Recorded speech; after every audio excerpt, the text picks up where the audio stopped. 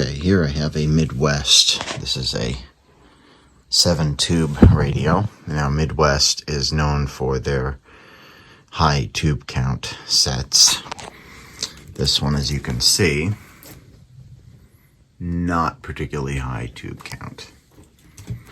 Kind of interesting how they did this front panel mounted with wood onto the front of the chassis. So it's kind of cool, a little different. So a couple things that this needs. This I had recapped a long time ago. I didn't do the best job. Looking at some of the connections here, and I don't love them. You know, this was earlier when I was just kind of starting with repairs, and, you know, it's not the best, but it's not the worst. I mean, I've seen worse. One of the issues is there is a leftover capacitor down there. There's just no way to get to that. I mean, really no way without taking the band switch apart. And, you know, I'm not planning, that's not something that I'm planning on doing anytime soon. It has no voltage on it. It's basically, this goes out to the antenna wire. I think what it does is it's supposed to filter off any voltage that comes in through the antenna. And of course, I'll never be using an external outside antenna, so it can stay. So what we're really doing today is these radios, including this Midwest and many Zeniths and everything else. You can see here, this is the plate, which doesn't give a voltage, but the schematic calls for 110 volts. Now, we have about 120, 121 volts coming in at our house, and that's just too much for these radios. The transformer is pretty small. It's going to heat up. You know, I want to be able to use this. So I think what I'm going to do to solve this problem is add a dropping resistor. Now I can do that, you know, right here. I can put a big resistor. Now, calculating this resistor is a little bit complicated. I mean, it's not complicated, but it is. Complicated in this case because I don't know how much current the radio draws. Now, typically, on the back of one of these, it'll say, like, you know, however many watts it uses, right? So you can then divide, to figure out the wattage, you can divide the volts, so 120 volts, that this is rated at, so actually it would be 110, into the watts, and that'll give you the current draw, roughly.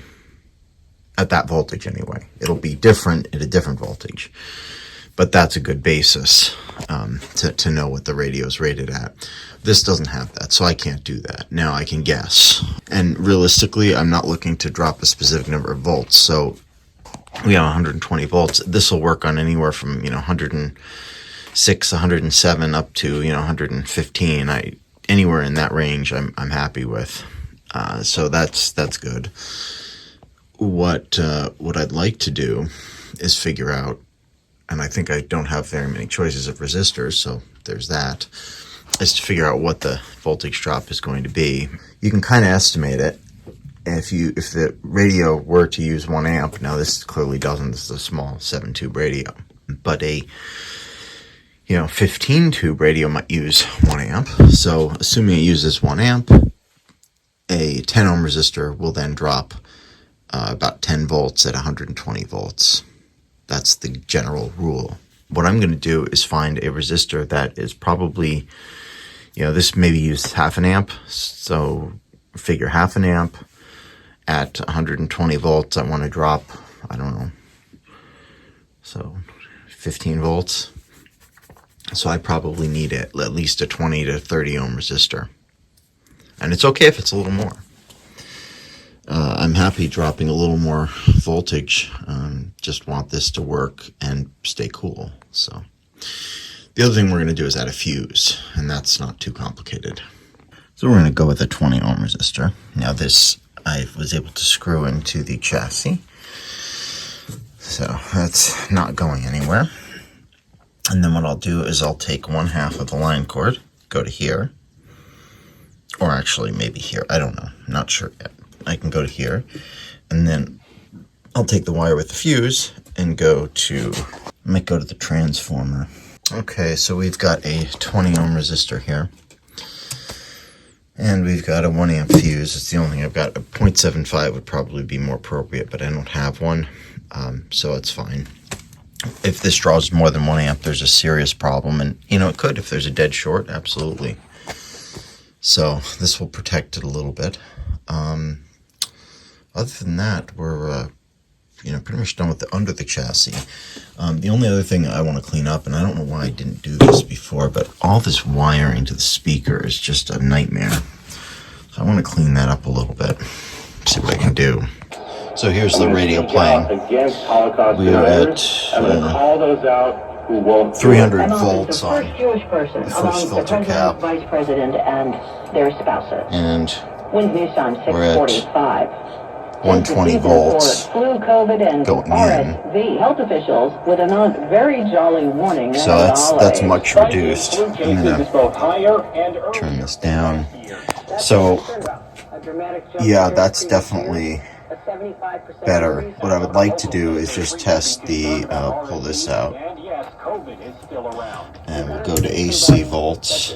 So I don't know if we're gonna Time makes its annual year-end announcement. Person of the year is be able to do this, but maybe. Here we go. President Zelensky. So I got my The courage can be as contagious as fear. 107 volts. That's fine. Volodymyr Zelensky stayed in Kyiv, the capital. That's actually almost perfect.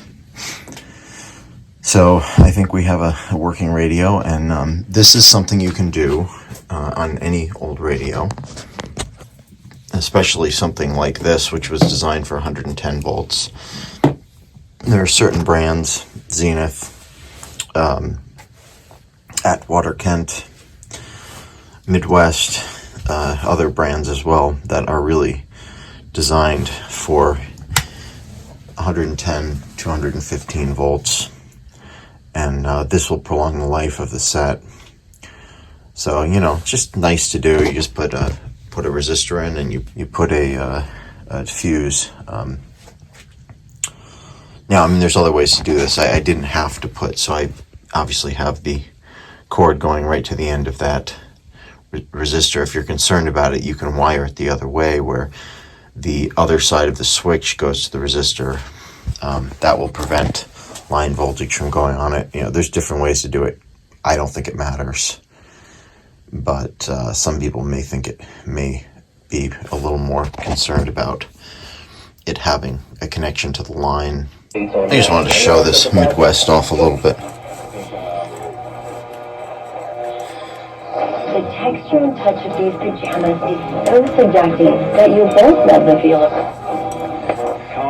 Pretty sensitive set. Starting at 6 p.m. And as soon as I had eaten it, my belly was bitter. If you're doing okay financially, get the cheese sticks. They have really great cheese sticks. And then what, Chris? So what's kind of cool here is the dial light moves and then you get to tell you what band you're on. But he's $40 million less than that. So he did leave some money on the table. This is a pretty good playing radio. Tone control does not work very well.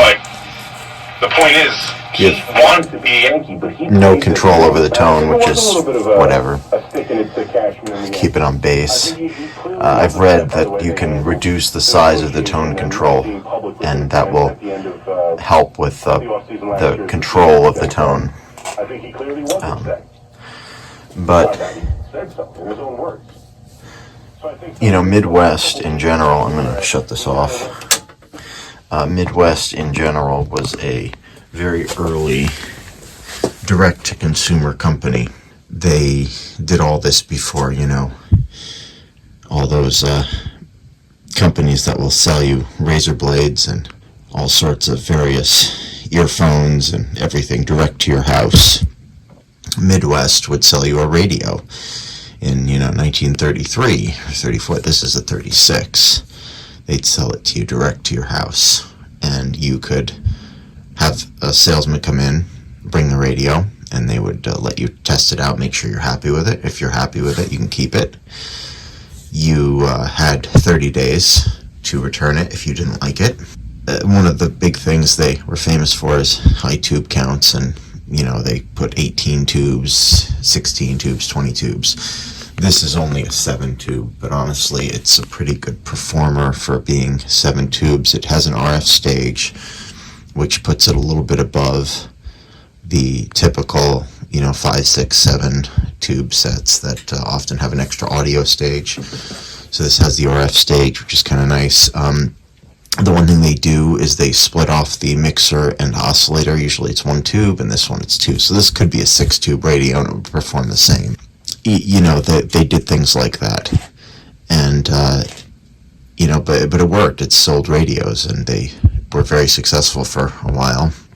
They also had kind of crazy designs. The cabinets were outlandish, and the dials were, often they had wings and very bright chrome. This is subtle for what they typically do, but yeah, some pretty crazy designs. And they made their own coils. They made their own transformers.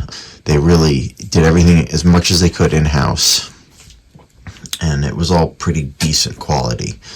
A lot of people think these are kind of cheaply built and whatever, and that no, they're not. They're fine. They did take a few shortcuts, like they put the cheaper phenolic sockets instead of the molded ones that RCA used. But you know what? Zenith used the phenolic sockets, and so did Crossley and many other companies. So that's nothing unusual. What kind of got them failing was the catalog in department stores were just doing so well, and you couldn't compete in the 50s with TV and everything. People wanted to see the TV. They wanted to go into the store, and it didn't work out for them. But it was a very innovative company. So this one has a metal faceplate designed to look like wood. Now what they did was they would sell you could just buy the chassis and speaker. And a lot of people did just buy the chassis and speaker, and they put them in their own cabinets. They could put them in their old cabinet from their old radio. A lot of people, especially in wealthier households, would buy the chassis and speaker and have it built into their house, like part of an entertainment system, kind of, in a way, built into a bookshelf or similar. They also would sell you a cabinet, and you could buy any variety of cabinet that you wanted and put it with any chassis. So the cabinet that goes with this, they sold with this chassis. They sold the year before with another chassis. They also offered an 11 tube and I believe a 16 tube version. So you could pick and choose. So not only was it order your radio, but it was customize your radio. So this was like Dell before Dell. You just call them up and say what you want, and they give it to you. I do want to get it back in the cabinet, and we'll see what it sounds like. It should sound pretty good. The Midwest. It's got a cool cabinet. Wireless printer allows ultimate flexibility for busy families. And now save even more when you bundle an HP. Call Credit Solutions for a pre-approval today. Oh, that was our clock. Not much up on this end of the band in the morning, it seems like. Go back over here. The New York State lawmakers Can't do anything about, apparently. selfish. Ossification in the body when it comes. Really show you any emotion of it. A lot of people are going to have to take distributions on income that is higher than what they need to live. So the speaker's a little bit buzzy, but other than that, it's back together. And I know that the line voltage will be safe and not burn up the transformer, so I'm pretty happy.